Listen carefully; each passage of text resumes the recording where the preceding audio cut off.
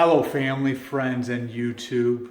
My name is Joe, and today we're going to talk about heat and humidity in the shop. So, I am not coming across as an expert or even an individual that is knowledgeable in heat and humidity, but I'm going to talk about some of my concerns and some of my worries and some of my unknowns, so to speak. So I do teach high school industrial arts. Here in Michigan, we've been working remotely. And so what that means is I've cut quite a commute out of my day, and I have been able to work in my shop a little bit more. Now, with that being said, then we had our winter break, which is a couple weeks off, and we're actually about ready to head back face to face. I'll see half the group one day and half the group another day. A little slower pace, but nonetheless, I get to see them. So what I want to talk to you guys today about is my issues with heat and humidity. So I'm just going to title this video, Heat Good, Humidity Bad. And so, several weeks back, walk around, zigzag around. Several weeks back, I talked and showed you guys that I was going to be using this Mr. Ready heater to supply heat to my shop. And my friend Larry, he said, hey, I used something similar like that, but it will put some humidity out. And I thought, well, that's nice. Well, sure enough, wouldn't you know it, I got those wheels turning, and those two burners, when they're on high, they're putting out 30,000 BTUs. It'll heat this shop up pretty good. But then I come along and I got a hold of a thermometer with a remote. So you can see it's time's off, but it's 49 now. It's 35 out in the main barn, and it is 58% humidity. And so literally as soon as I turn that heater on, I will see that humidity rise and rise and rise. And you see I've been doing some painting out here, some work in the house. And so it makes a guy think, well, how am I going to keep this humidity in check? I'm on a concrete floor, and I don't want to run a dehumidifier out here because of sawdust and just shop dust. And so I start researching what other people do. And so I come across some videos where, I don't want to run a dehumidifier out here, mostly because of the sawdust issue. And so I think, well, what other options are there? So options I find is people are using rock salt. So rock salt being a chloride, I didn't realize how many there were. And so, first thing that I come across is I got a little shaker bottle of potassium chloride. Let me show you this. And so potassium chloride, you can see a little bit of water in the bottom of that.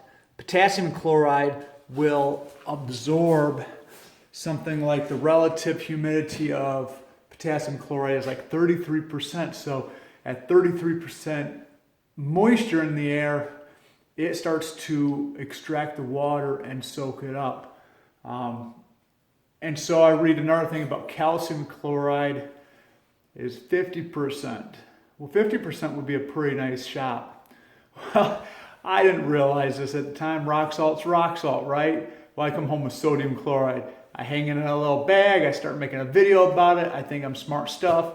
73 or 74% humidity, that starts to absorb. Well, that won't work. So my brain starts turning some more, and you know what? skip it, I'll just run a dehumidifier. Well, most dehumidifiers work off of that warm air to cold condensing air. It'll be 45, 44 degrees out here. It's not enough difference where I will collect humidity. So these are my musings right now, and these are the things that I've been thinking about. And I'm putting this out to you fine folks because some of you guys have been around the world, and you've seen things that I don't see. Makes my brain think though that I probably could reduce all these issues if I just put a wood stove out here. Wood stoves, I can probably get them pretty inexpensive on the marketplace. Chimney, I would probably want to buy a brand new chimney though. And that could cost quite a bit of money to go up to the peak of this big red barn here. So these are my thoughts. None of them need to get fixed tonight. We're at that 58% humidity or so. It'll sneak up maybe 64, 65, and it seems to drop back down depending on how much I'm in here. If I'm doing painting, if I'm running that heater, if I'm bringing cold things in.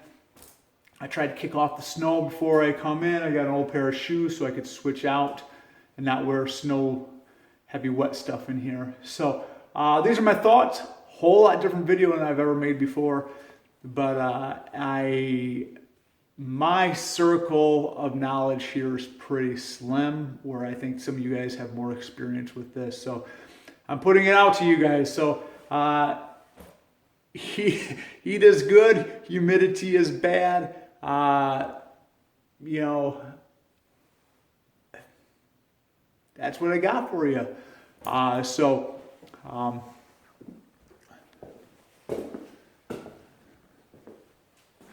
Looking at some of my old clamps here. How do I get them organized? The oldest has been over here on the wood lathe. He was inspired by my Christmas trees, so he said he was going to make a snowman. It's getting close, but so he's been working it away. Ordered a new piece of equipment, and so I'm hoping to see that here soon. And that's pretty much it from the farm here. Went and bought syrup bottles last week, and we are kind of getting our brains turning, going out measuring trees, making sure trails are cleared. They're covered in snow right now, but just making sure that we have things in order, because when it's go time for syrup season, right? So if you stuck around this long, I appreciate you. If you have it in your heart to share some videos and help this channel grow a little bit, then thanks a lot. I appreciate that. And I think I'm going to go inside and work on editing this video a little bit and get a cup of coffee and have supper with the family and go to bed early. So you guys take care and have a really great week. Bye now.